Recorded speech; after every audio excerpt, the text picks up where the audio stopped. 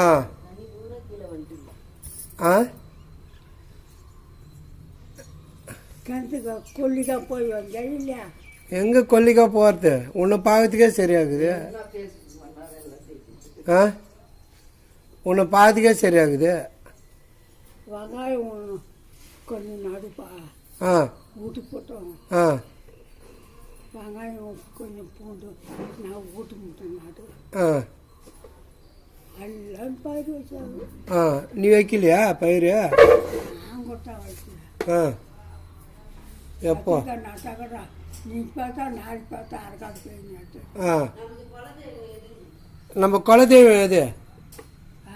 நம்மளது சாமி எது குலதெய்வம்? நாம சாமி மாதாத்தா. மாரியத்தாவா? குலதெய்வமே மாதாத்தா தான். ஆ ஆ